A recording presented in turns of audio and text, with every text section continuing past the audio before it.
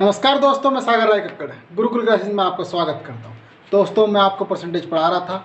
इससे पहले मैं 10 वीडियो अपलोड कर चुका हूं, जिसमें क्वेश्चन नंबर 157 तक करा चुका हूं। आइए दोस्तों, बढ़ते हैं क्वेश्चन नंबर 158 की तरफ। क्वेश्चन नंबर 158 में कह रहा है कि एक चुनाव में 2 उम्मीदवार हैं। एक उम्मीदवार को 71% मत मिलते हैं तथा वह 756 मतों से जीत जाता है।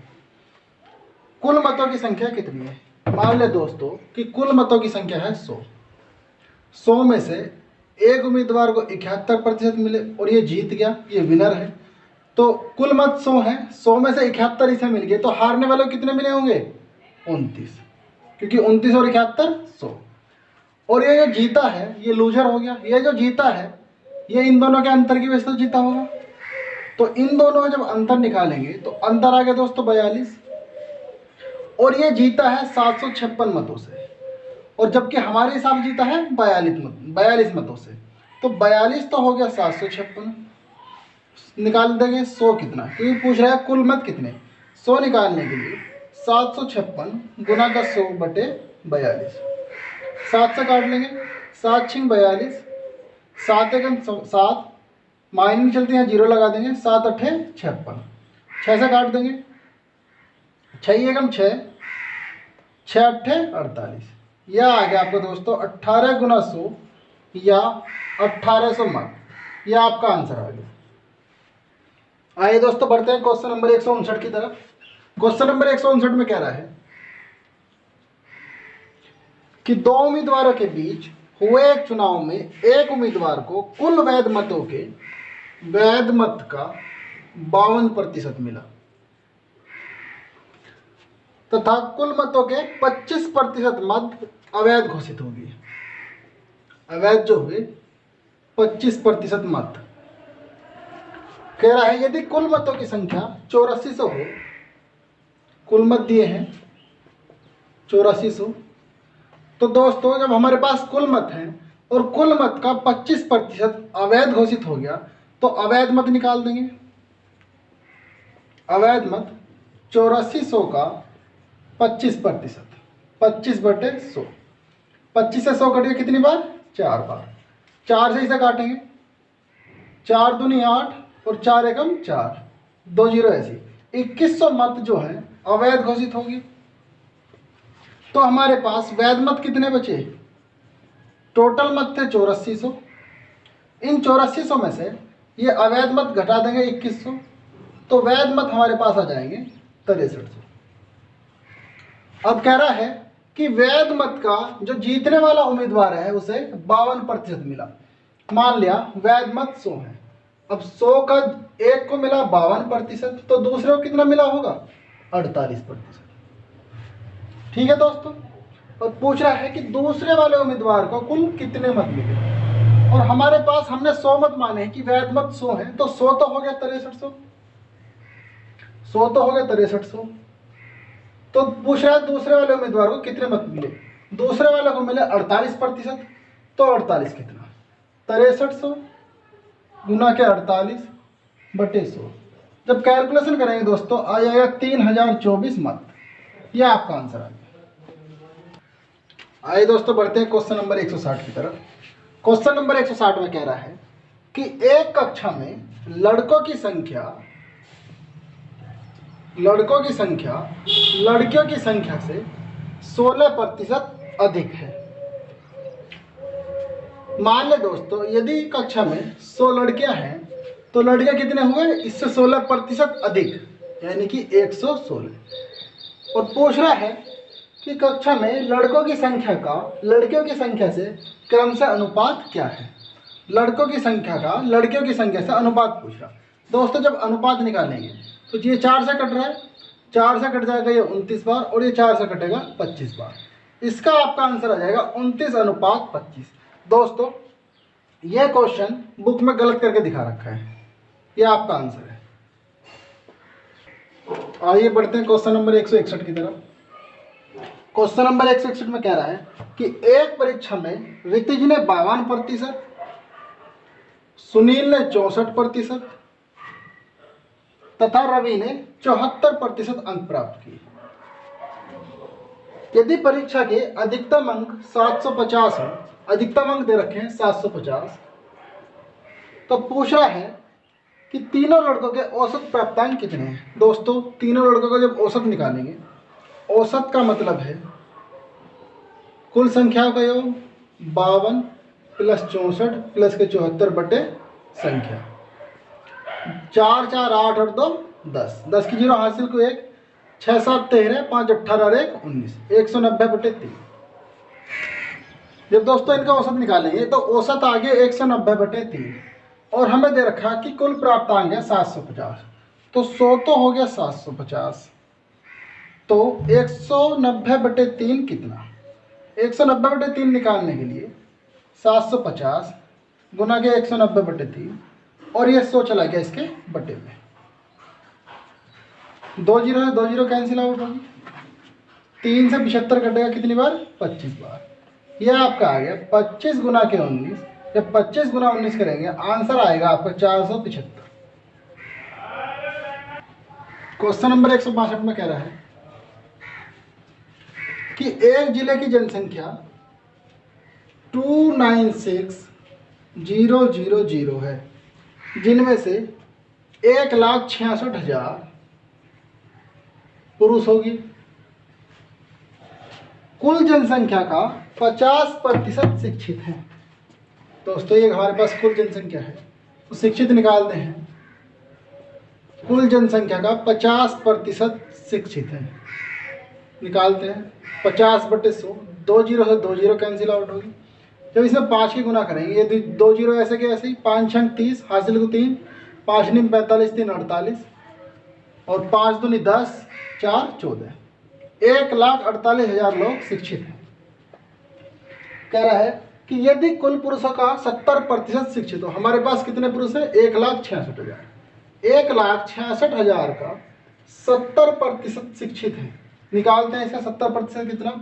2 जीरो है, 2 जीरो कैंसिल आउट होगी, बची है 2 जीरो। इन 2 जीरो को ऐसे लिख लिया। 7 की गुना करेंगे जब, 7 छः 42 हासिल को 4, 7 छः 42, 4 46 हासिल को 4, 7 एकम 7, 7 4 11। 1,16,200 पुरुष शिक्षित हैं। ये पुरुष शिक्षित हो गए। दोस्तों सवाल में पूछ रहा है तो शिक्षित स्त्रियों की संख्या कितनी। दोस्तों टोटल शिक्षित हैं 1,48,000, जिनमें से 1,16,200 लोग पुरुष शिक्षित हैं। तो महिलाओं की संख्या निकालने के लिए, शिक्षित महिलाओं की संख्या निकालने के लिए टोटल शिक्षित में से 1,48,000 में से 1,16,200 को माइनस कर देंगे। जीरो, यहाँ से ये जीरो, 10 में से 2 गए 8, यहाँ कितना बचा था 7, 7 में 6 गया 1, 4 में से 1 गया 3, कुल 31,800 जो है महिला शिक्षित आ गई। दोस्तों यह आपका आंसर हो गया।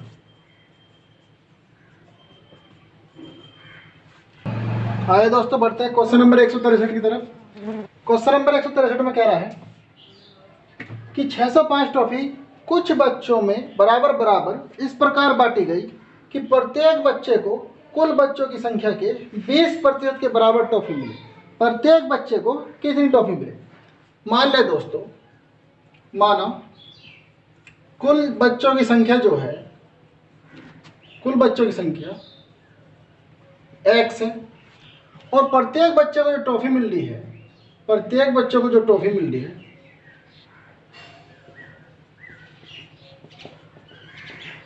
प्रत्येक बच्चे को ट्रॉफी जो मिल रही है कुल बच्चों की संख्या का 20%, x गुना 20 बटे 100, या इसे हम लिख सकते हैं x बटे 5। आगे कह रहा है कि 605 ट्रॉफी है। दोस्तों हमारे पास 605 ट्रॉफी इसलिए है कि बच्चों की संख्या गुना करेंगे ट्रॉफियों की संख्या, तभी तो जाएगा 605 ट्रॉफी बनेंगे। x गुना x बटे 5 बराबर हो जाएगा 605, या x की गुना करेंगे x स्क्वायर बराबर 605 गुना के 5, या x स्क्वायर बराबर 3025, या x बराबर अंडर रूट ऑफ 3025, या x बराबर दोस्तों आ जाएगा 55। जब 3025 का अंडर रूट निकालेंगे तो x बराबर आ जाएगा 55। और पूछ रहा है कि प्रत्येक बच्चे को मिलने वाली टॉफियों की संख्या कितनी है। दोस्तों प्रत्येक बच्चे को टॉफी की संख्या मिल रही है x/5 और x की वैल्यू है हमारे पास 55। तो 55 रख देंगे x से और डिवाइड कर देंगे 5 से। प्रत्येक बच्चे को टॉफी मिल रही है 11। यह आपका आंसर हो गया। आइए दोस्तों बढ़ते हैं क्वेश्चन नंबर 164 की तरफ। क्वेश्चन नंबर 164 में कह रहा है कि एक पेड़ की ऊंचाई में प्रतिवर्ष उसकी ऊंचाई का 1/8 वृद्धि होती है। यदि अब इस पेड़ की ऊंचाई 8 मीटर हो तो 2 से ही 1/2 वर्ष यानी कि 2.5 वर्ष में इसकी ऊंचाई में कितनी वृद्धि होगी। आइए दोस्तों करते हैं। अब इसकी ऊंचाई 8 मीटर है तो अगले वर्ष इसकी ऊंचाई का 1 से ही 1/8 की वृद्धि होगी। इसी प्रकार दूसरे वर्ष 1 से ही 1/8 की वृद्धि होगी। लेकिन आगे क्या कह रहा है, वो 2.5 वर्ष की बात कर रहा। दोस्तों जब पूरे वर्ष में 1/8 की वृद्धि हो रही है तो आधे वर्ष में कितनी की वृद्धि होगी, 1/8 गुना का 1/2, क्योंकि एक वर्ष में 1/8 तो आधी वृद्धि भी इसकी आधी हो जाएगी, कितनी होगी 1/16। तो आधे वर्ष में 1/16 की वृद्धि होगी। इसलिए हम इसे यहाँ लिख सकते हैं 1 + के 1/16 गुना करेंगे 8 ऐसा क्या ऐसे 8 है कम 8 और 1 9/8 गुना 8 है कम 8 और 1 9/8 गुना करेंगे 16 कम 16 और 1 17/16। जब दोस्तों आप इसकी कैलकुलेशन करेंगे आपका आ जाएगा 2.76 मीटर की वृद्धि। यह आपका आंसर हो गया। आइए मित्रों बढ़ते हैं क्वेश्चन नंबर 165 की तरफ। क्वेश्चन नंबर 165 में कह रहा है कि गेहूं के मूल्य में 20% कमी होने के कारण एक व्यक्ति ₹600 में पहले से 10 किलोग्राम गेहूं अधिक खरीद सकता है। भाव में कमी होने के बाद गेहूं का भाव कितना है। यानी कि दोस्तों वर्तमान मूल्य की बात कर रहा है। मैंने आपका फॉर्मूला लिखवाया था, जब वर्तमान मूल्य पूछता है तो कमी या वृद्धि, कमी कहे या वृद्धि कहे, बटे में 100 गुना रुपए बटे मात्रा। यहाँ क्या कह रहा है 20% की कमी कर रहा है तो इसे लिख देंगे 20/100 और 600 रुपये में ₹600 में 10 किलोग्राम अधिक खरीद सकते हैं। ये 2 जीरो से ये 2 जीरो कैंसिल आउट होगी, इस जीरो से ये जीरो कट गई। यह गुना करेंगे 6 दूनी 12, आप आंसर आ जाएगा आपका 12 रुपये प्रति किलोग्राम। क्वेश्चन नंबर 166 में कह रहा है दोस्तों कि एक छात्रावास में 600 लड़के हैं। इनमें से प्रत्येक लड़का हॉकी अथवा फुटबॉल अथवा दोनों खेल खेलते हैं। यदि 75% लड़के हॉकी 75% हॉकी तथा 45% लड़के फुटबॉल खेलते हैं,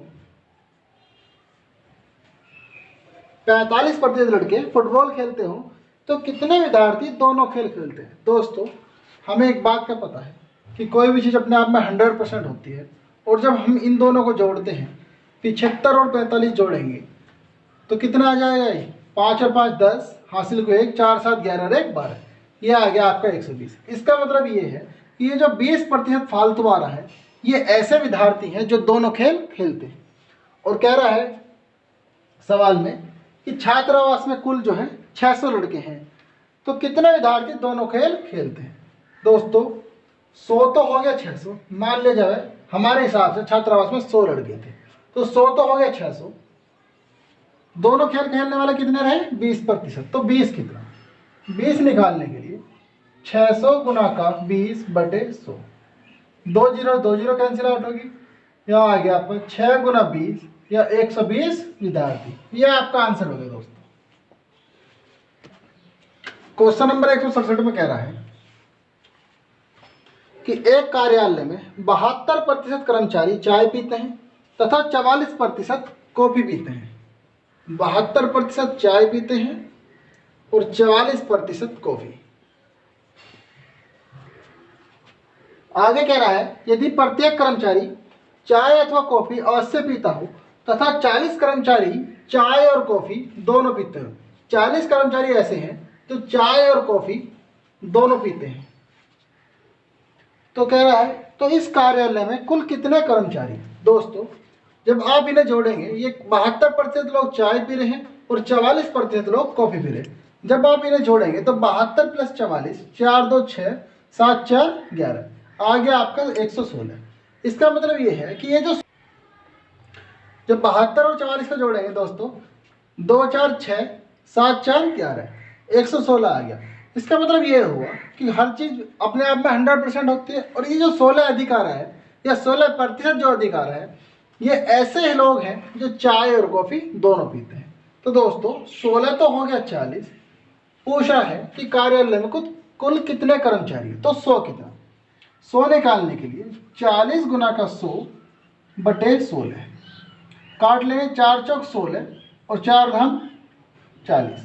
इस 4 से जब 100 को काटेंगे तो आएगा आपका 25, और 25 गुना 10 करेंगे, आ जाएगा आपका 250 कर्मचारी। यह आपका आंसर हो गया। आइए दोस्तों बढ़ते हैं क्वेश्चन नंबर 168 की तरफ।